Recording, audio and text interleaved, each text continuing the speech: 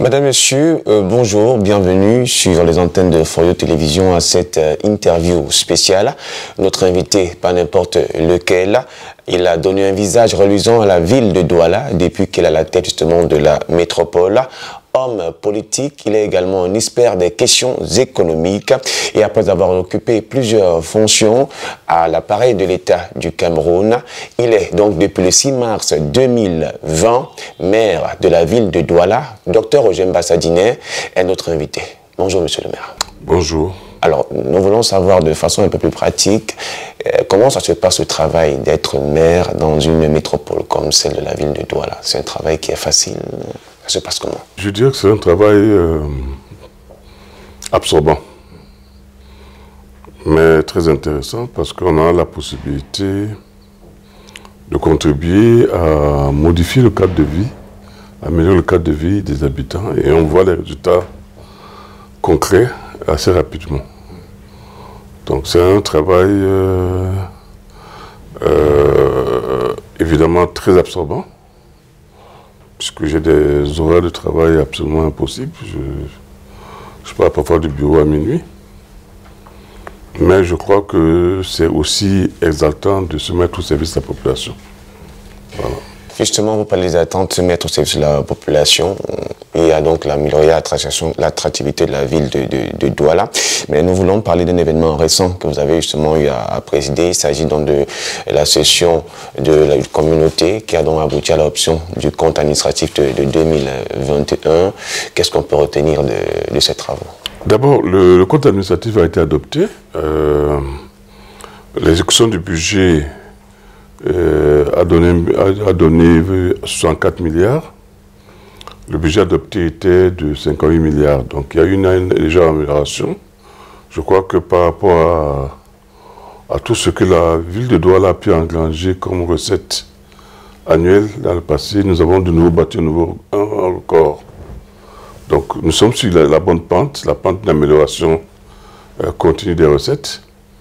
Et nous pouvons dire aujourd'hui que les recettes propres de la ville font pratiquement 10% du budget et 10% du budget de fonctionnement et permettent donc désormais, je dirais, d'assurer les salaires. C'était un objectif politique que nous étions fixés. Après 2 ans, je pense pouvoir dire qu'il est déjà atteint. Alors vous avez justement fait bon de mentionner le budget voté en 2021 et puis exécuté avec une hausse de plus de 8 milliards de francs CFA. Monsieur le maire, qu'est-ce qui peut réellement justifier cette augmentation? Ben, ce qui justifie cette augmentation est simple. D'abord, il y a la conjoncture, parce que le budget est essentiellement alimenté par la recette fiscale. Et le fait qu'après la première année très dure de Covid, il y a une légère reprise qui s'est amorcée. Et donc cette reprise se ressent sur nos recettes. Deuxièmement, il y a un certain nombre de réformes que nous avons menées dès notre arrivée. Une réforme sur la gestion des espaces publics marchands, une réforme sur le marché publicitaire et une campagne permanente pour ce qui concerne les constructions. Tout cela nous a permis d'améliorer nos recettes propres de manière significative et nous sommes encore en train de faire un effort dans ce sens. Donc c'est la conjugaison des deux, je dirais, à la fois la conjoncture et les efforts que les services mènent ici pour améliorer leur rendement. Depuis donc 2 ans, vous êtes à la tête de la ville de Douala, des réalisations qui sont visibles, nous aurons l'occasion d'en parler tout à l'heure. Mais nous sommes intéressés à un propos, une phrase que vous avez eu à utiliser le 11 mai 2020, donc lorsque vous étiez en train d'installer le directeur de la police municipale et réglementation, M. Thierry Navo Tchakounan, vous avez dit, je cite, « Je ne suis pas faire de la chasse aux sorcières, mais je suis venu travailler avec ceux qui veulent travailler », fin de citation. Monsieur le maire, aujourd'hui, quand vous regardez le travail que vous avez abattu en 2 ans, êtes-vous satisfait du travail que vous et l'ensemble des exécutifs avaient abattu jusqu'ici? Je crois pouvoir dire que aujourd'hui, nous maîtrisons la machine CED. Il faut dire que c'est quand même une grande maison, avec près de 1600 personnes qui travaillent. Et prendre en main cette machine, ce paquebot, je dirais plutôt, prendre en main ce paquebot n'est pas chose aisée. Je peux dire que nous maîtrisons, mais cela étant, la perfection n'est pas ce monde. Vous savez bien, il y a toujours des choses qu'on peut améliorer. Vous avez parlé de la police municipale, il y a encore des marges de progression très importantes qu'on peut avoir là, au niveau de la police, à la fois au niveau de l'éthique, mais aussi au niveau de l'efficacité. La même chose est valable dans d'autres services. Donc je pourrais dire que le personnel a fait un effort, il comprend beaucoup mieux où nous voulons aller, mais il y a encore des pesanteurs qu'il faut vaincre. Et nous nous y attelons. Justement, donc, sur le terrain de réalisation, vous êtes quelqu'un, on a fait le constat, qui semble aimer beaucoup plus le terrain que les bureaux. Et donc, sur le chantier de réalisation, vous avez justement peaufiné à l'achèvement de la maison de la culture Sawa, qui est déjà visible. Vous avez engagé le plan d'urgence triennal pour l'accélération de la croissance économique. Le projet des villes inclusives de Douala, c'est un quartier à Précor, justement réalisé grâce à votre concours. La réalisation tout récemment des équipements de sport et des loisirs de proximité. Il y a également, avant toutefois d'ajouter d'autres aspects, il y a la réintégration des délégués que vous avez eu à trouver, que vous avez accepté justement de fonctionner avec eux, parce que une personne humaine, vous avez eu désormais les grands carrefours de Douala ont le feu, vous avez réhabilité justement certains de ces grands carrefours avec parfois des parkings, des aires de stationnement qui sont également à votre actif. Il y a tout récemment la Cannes, un village que vous avez offert justement aux habitants de la ville de Douala.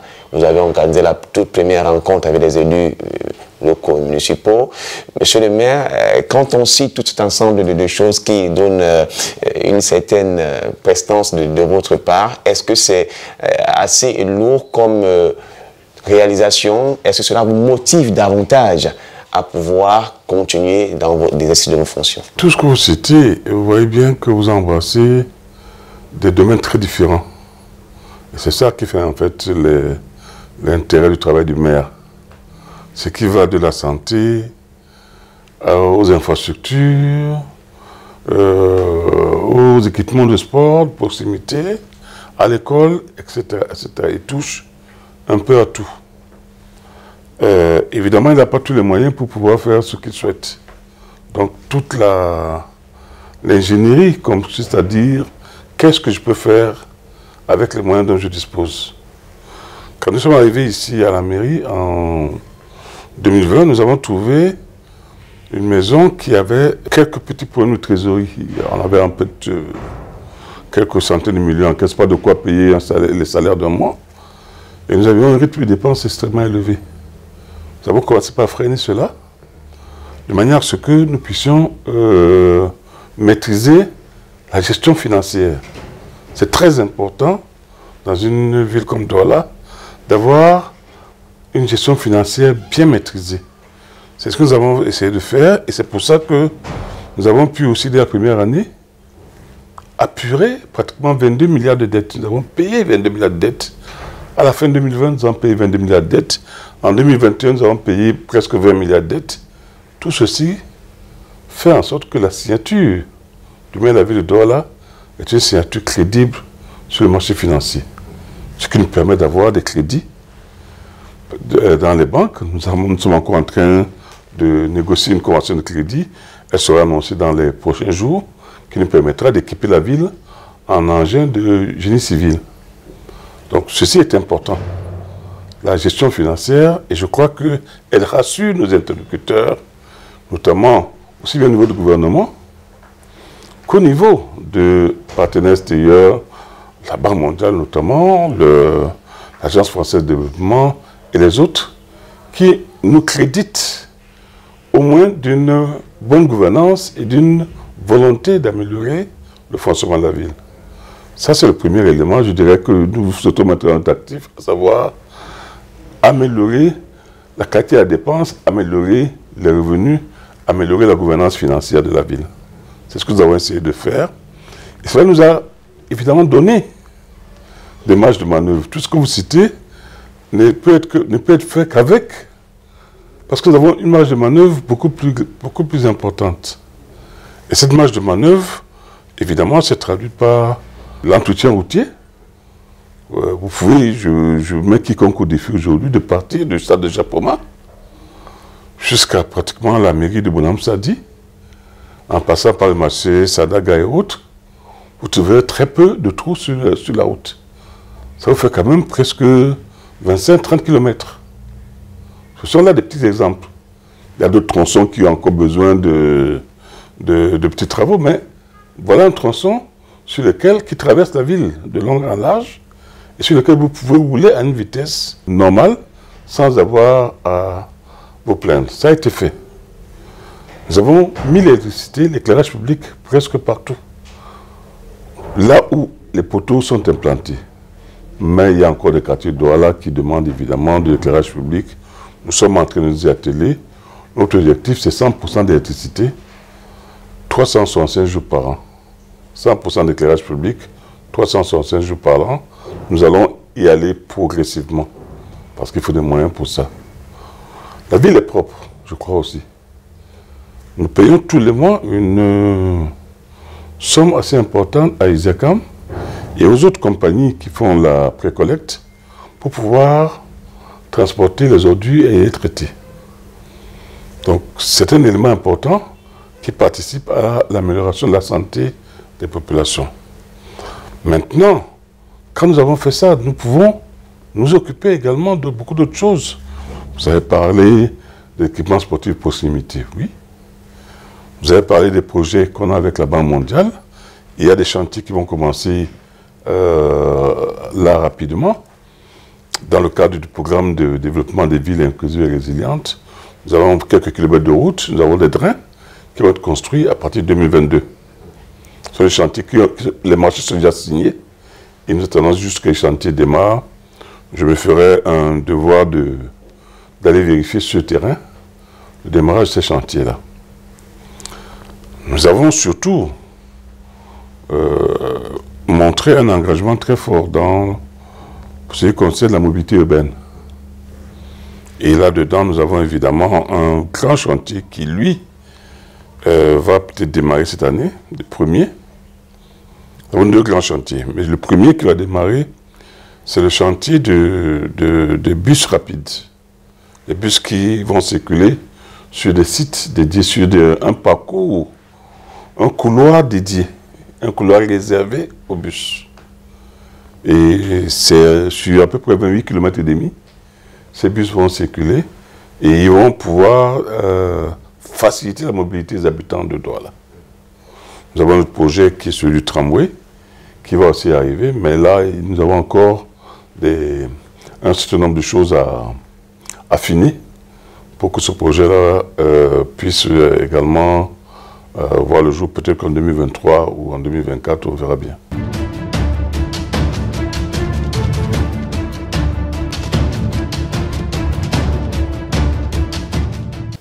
Justement, donc, lorsque le préfet du Vouré avait été interviewé au sorti du conseil de communauté, il disait justement qu'il faudrait que l'on davantage salue les efforts qu'effectue la mairie de la ville de Douala et que les populations doivent non comprendre que nous, les autorités, devons les accompagner parce qu'il y a également d'autres problèmes, certainement, que vous allez voir, qui sont par exemple le cas de l'adduction en eau potable. Est-ce qu'à ce niveau également aussi, vous pensez apporter un plus? Alors, le problème de l'adduction en eau potable n'est pas véritablement de ressort du maire. Il y a une compagnie nationale, qui s'appelle Kamwata, qui est chargée de cela. C'est elle qui doit faire ce travail. Nous l'aidons.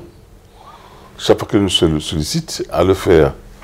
Lorsque, par exemple, nous construisons une route et qu'il faut déplacer les réseaux Kamwata, nous prenons cela en charge pour le faire parce que ça contribue à l'amélioration de l'approvisionnement en eau potable des populations. Mais les stations de captage d'eau, comme à Yato, etc., ces stations-là, ce n'est pas nous qui les faisons, c'est Kamwata. Ce que nous pouvons faire, c'est des forages. Des forages, nous pouvons aider à faire des forages dans les quartiers mal desservis, de manière à ce que les habitants aient accès à l'eau potable.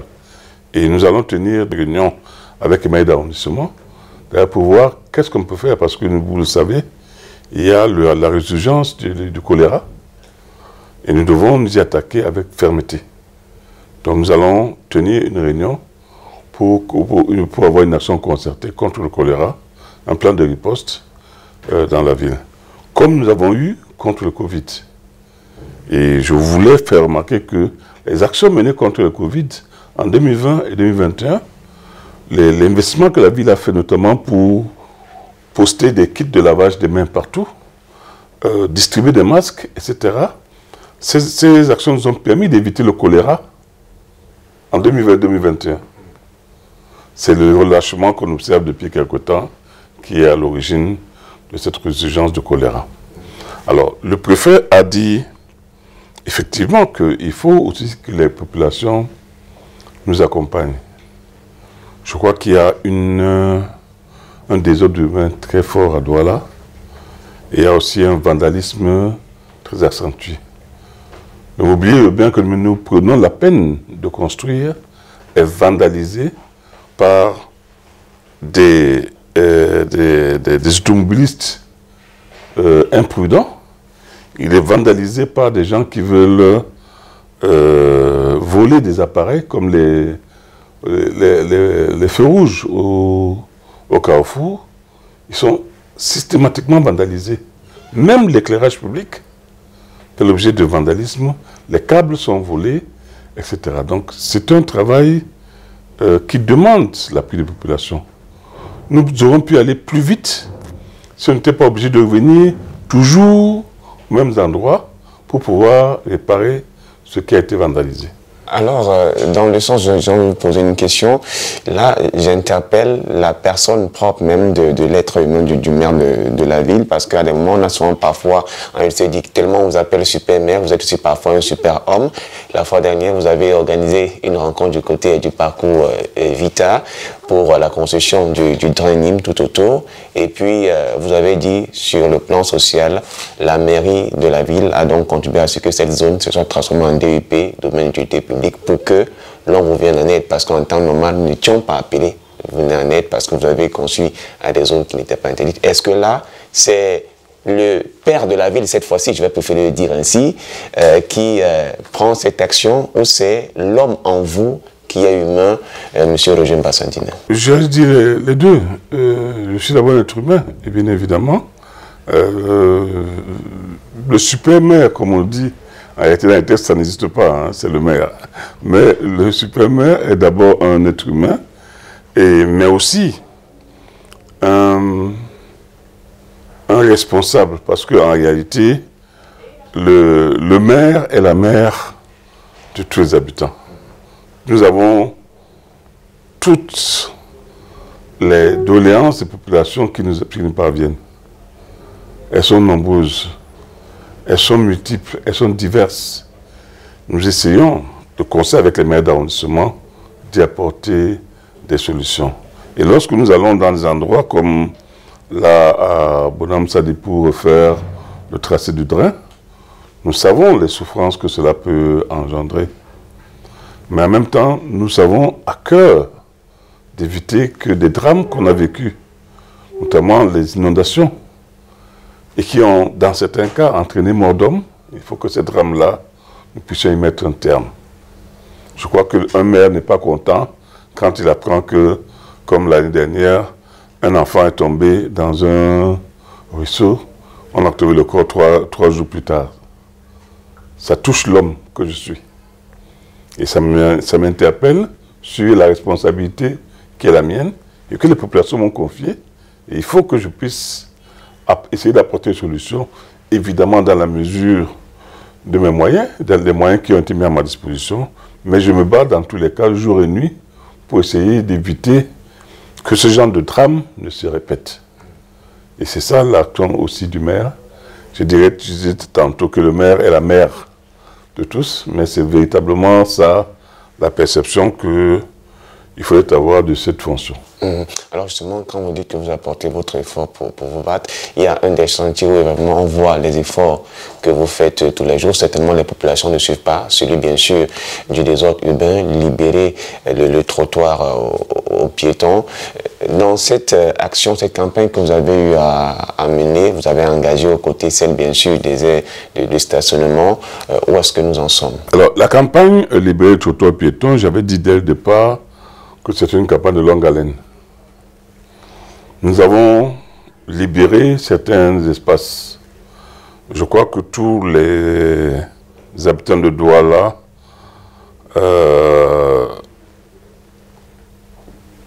peuvent témoigner qu'on s'occupe mieux au rond-point d'Edo. Les embouteillages sont non pas totalement finis, mais je crois que l'intensité et autres a fortement diminué. Ce sont là les efforts que nous faisons. Nous allons continuer ces efforts parce qu'il y a encore l'aménagement du parking de stationnement, des motos et des taxis qui doit être fait. Et tant que ce n'est pas fait, on ne pourra pas avoir toute la fluidité nécessaire. Nous avons également entrepris la campagne Restituer trottoir piéton sur le boulevard Amadou Ahidjo. Et là, ce que nous avons pu faire aujourd'hui, je crois que chacun peut aussi le constater, pour pouvoir partir pratiquement de la douche et marcher à pied jusqu'au niveau de la Soudanaise dans les galeries.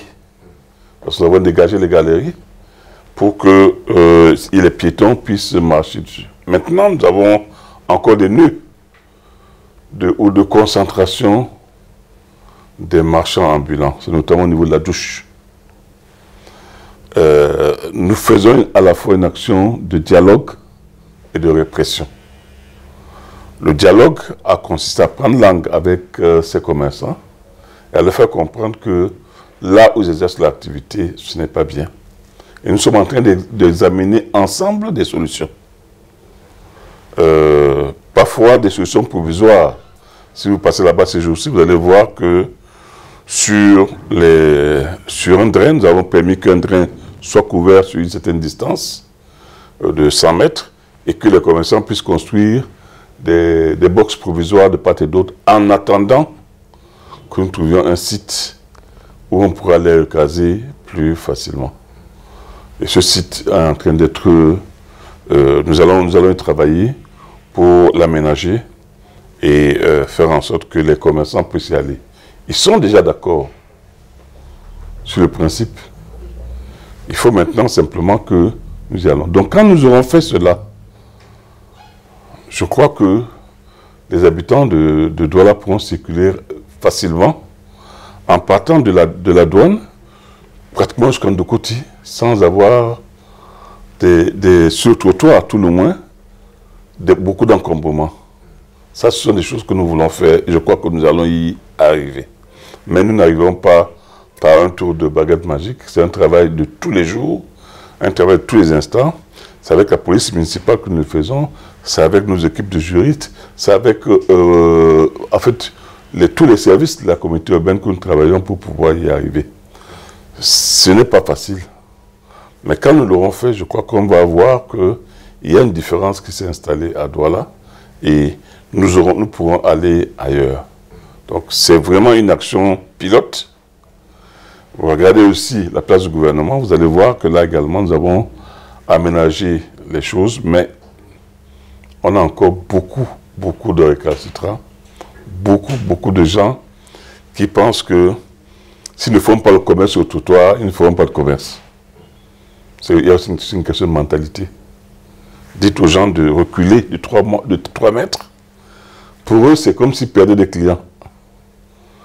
Alors, comment ça se passe ailleurs, on ne sait pas. Ailleurs, les gens n'occupent pas le bord du trottoir. Il faut bien que... Et ailleurs, les affaires marchent aussi. Donc, c'est une question... Il y a aussi ces questions de mentalité. Il faut travailler la mentalité des uns et des autres. Je crois qu'on va y arriver. Alors, monsieur le maire, au-delà justement donc de l'aspect infrastructurel, vous avez également consacré de votre temps pour la réalisation d'un certain nombre de demandes dans le domaine des sports. On a parlé des quartiers inclusifs. Tout récemment, vous avez eu à apporter du soutien à des clubs mythiques de la ville de Douala. Quelles sont ces motivations? Est-ce que parce que vous avez dit que vous allez souvent en Mbappé, vous regardez souvent les matchs, vous vouliez davantage que les équipes de Douala puissent être bien outillées ou nantis? Disons que j'ai fait du sport dans ma jeunesse, évidemment, et j'invite d'ailleurs beaucoup les jeunes à faire du sport. C'est pour ça que nous faisons des équipements sportifs proximité. Je préfère que les jeunes passent leur temps dans ces équipements plutôt qu'à voir des films bizarres ou à fumer des choses inimaginables. Donc il vaut mieux avoir des activités saines comme celle-là. Et c'est pour ça que nous voulons multiplier ces équipements sportifs partout. Nous avons également entrepris, d'ailleurs, de redorer l'image de la ville de Douala comme ville sportive. C'est pour ça que nous avons rendu un hommage particulier à Mbappé Lépé, dans le stade. La statue a été inaugurée, mais le travail n'était pas achevé. Elle sera remise en place dans les prochains jours. Vous allez voir que le visage est vraiment celui de Mbappé Lépé, puisque... On a beaucoup trop parlé, on s'est dit, mais elle est partie où la statue? Voilà. J'ai suivi cela, mais elle n'a pas disparu. C'est nous-mêmes qui l'avons enlevée pour qu'on retravaille et que surtout nous ayons le feu vert de la famille. Il faut que la famille reconnaisse la statue qui est là, qu'elle sache que c'est bien Mbappé Lépé. Donc je crois que nous venons de la voir et il y a encore quelques petits travaux à faire. Cette statue sera mise en place dans les prochaines semaines. C'est chose faite. Maintenant, pour ce qui concerne les clubs mythiques, dans ma jeunesse, j'ai vécu des confrontations où vous aviez Canon, Union, 50 000, 60 000 spectateurs. Caïman, Léopard, vous avez facilement 30, 40 000 spectateurs. C'est ça qui faisait la beauté du sport. Et donc ces clubs-là ont fait la vie de Douala, ont animé la vie de Douala. Je crois qu'il est bon que nous puissions donner un coup de pouce à ces clubs, surtout en leur disant, le coup de pouce qu'on vous donne, c'est pour améliorer la gouvernance de vos équipes. Parce que beaucoup de ces équipes ont sombré du fait de problèmes de gouvernance. Et donc, nous ne donnons pas de l'argent comme ça, sans aucune condition. La condition, notamment quand nous mettons l'argent, c'est qu'au bout d'un an, on nous amène le compte d'emploi. Qu'est-ce qu'on a fait de cet argent? Et si cela peut permettre à ces clubs de revivre, ce serait tant mieux. Mais nous allons continuer dans cette politique. Pas seulement en faveur des clubs mythiques. Nous allons aussi nous regarder les clubs qui sont aujourd'hui en première division, en deuxième division, et pas seulement dans le football. Nous regardons aussi les autres sports. D'ailleurs, nous avons apporté le soutien l'année dernière. Ce n'était pas simplement au club de football. On a beaucoup parlé de football parce que c'est un sport roi, mais il y a eu d'autres équipes dans d'autres sports qui ont été primées. L'objectif est de dire et de revenir à une image de la ville de Douala comme ville sportive. Une ville où les gens s'adonnent au sport, ils aiment le sport. On vient de voir un match de football à Cameroun-Algérie il y a quelques jours. Vous avez vu, le stade était plein. C'est ça que nous voulons. Quel que soit le résultat du match, on aurait bien aimé gagner. Ce match, bon, on s'est rattrapé par la suite, mais on aurait bien aimé gagner. Mais ce qui est important, c'est la beauté de ce sport et le fait que les gens sont venus au stade et ils sont repartis malgré la défaite tranquillement. C'est ça la beauté du sport. Et c'est ça que nous voulons promouvoir comme image de la ville. Alors, on va très bientôt sortir de cette interview avec vous. Quels sont les grands chantiers sur lesquels le maire et toute son équipe vont s'atteler pour 2022? Alors, en 2022, les principaux chantiers sont des chantiers des infrastructures et de l'aménagement urbain. Il y a des routes qui vont être construites. Il y a des drains qui vont être construits, quelques kilomètres. Il y a des pavés qui vont être mis ici et là. Ça va être une des priorités parce qu'il faut que les gens puissent se déplacer. La deuxième priorité, c'est la mobilité urbaine. Je vous ai parlé tout à l'heure d'un grand projet qui est celui du bus rapide transit, le BRT, le bus qui roule sur un couloir dédié. Je vous ai parlé de tramway. C'est les premiers projets. Nous allons intensifier cela. Nous avons sur la table une offre qui est celui de faire un câbleway, un transport par câble. Tout cela fait partie du plan de mobilité urbaine soutenable de Douala. Ce ne sont pas des choses que nous inventons. Ce sont bien des choses qui ont été étudiées depuis quelques années. Nous essayons simplement d'accélérer la mise en œuvre. Il faut sortir des études pour aller vers la réalité. C'est cela que nous essayons de faire. Et en tant que quelqu'un qui a une formation d'économiste et de planificateur, j'essaye de voir comment faire en sorte qu'on avance progressivement et comment on peut planifier la mise en œuvre de toutes ces choses. C'est ça là, le grand chantier. Il y a un autre qui est celui de transformer notamment le quartier de Bonanjo en un centre des affaires, un centre international des affaires. Si vous regardez bien, Bonanjo est en train de pousser en hauteur. Nous allons continuer. Nous voulons que les banques s'installent à Bonanjo. Nous voulons que les assurances s'installent à Bonanjo. Nous voulons qu'il y ait de grands hôtels, évidemment. Et faire de ce quartier un quartier de haute finance. Nous sommes également en train de travailler sur le quartier Aqua et le quartier Nouvelle, qui sont ce qu'on appelle le cœur marchand de Douala. C'est là où l'essentiel activité commerciale se passe. Là aussi, il faut faire de la rénovation. C'est ce que nous allons faire. Ce sont là des grands chantiers que nous allons engager et qui vont prendre 2022, mais surtout 2023 et peut-être 2024. Nous espérons terminer en 2024 sur cela et faire en sorte que les choses puissent... Douala ait un nouveau visage en 2024, que Douala sorte 2024 avec un visage de ville moderne, de métropole moderne, et une métropole qui est tournée vers l'avenir, comme l'a prescrit le chef de l'État, le président Paul Biya. Alors avant de sortir, on n'a pas voulu rater cela. Vous avez fait un séjour récemment du côté de la France, à Marseille et à Paris. De quoi s'agissait-il? C'était toujours pour renforcer les partenariats entre la mairie de la ville de Douala et d'autres partenaires internationaux? Oui, à Marseille, il s'agissait du forum Europe-Afrique. C'est un forum qui devait discuter de la nouvelle configuration des relations qu'il doit avoir entre l'Europe et l'Afrique. Le fait qu'il y ait des nouveaux guichets de financement qui soient mis en place. Il y a une sorte de plan, entre guillemets, plan Marshall, peut-être que l'Europe voudrait mettre en place, parce que l'Europe est aussi en train de perdre pied en Afrique. Je crois qu'il ne faut pas, c'est pas de la philanthropie, c'est du business. Évidemment, nous sommes allés aussi comme des gens qui sont prêts à faire du business. Nous sommes prêts à avoir, partant de les relations historiques qu'on a avec l'Europe, nous sommes évidemment prêts à développer de nouvelles relations sur des bases de partenariat équilibrés. C'est ce qu'on a fait là-bas. Nous avons également eu une séance de travail avec la mairie de Paris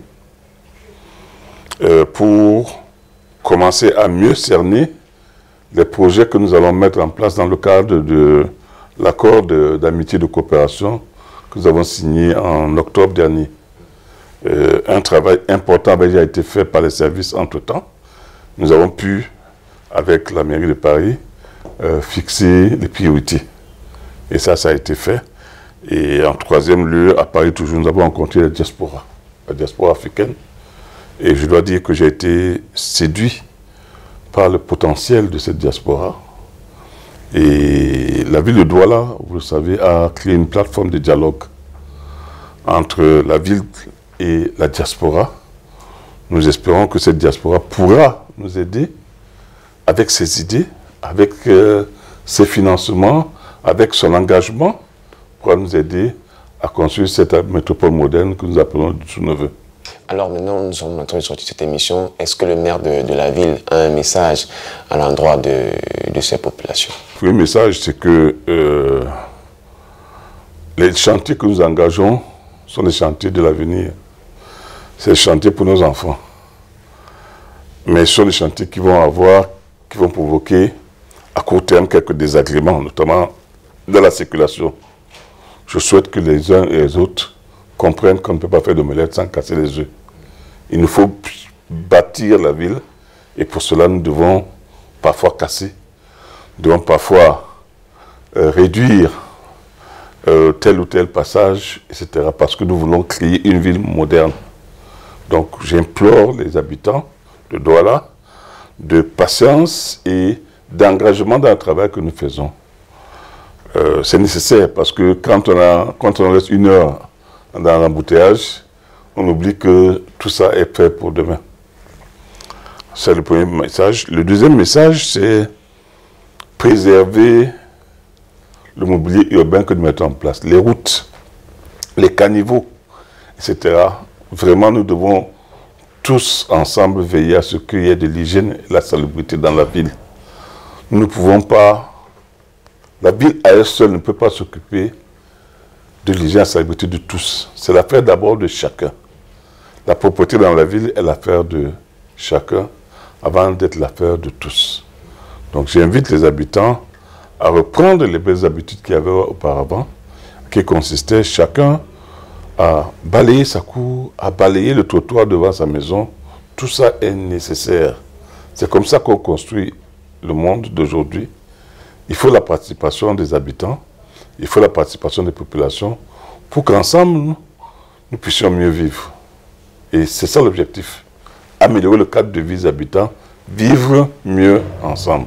Docteur Roger Mbassa-Diné, maire de la ville de Douala, nous sommes arrivés au terme de notre échange d'interview. Merci d'avoir accepté de nous accorder de votre temps.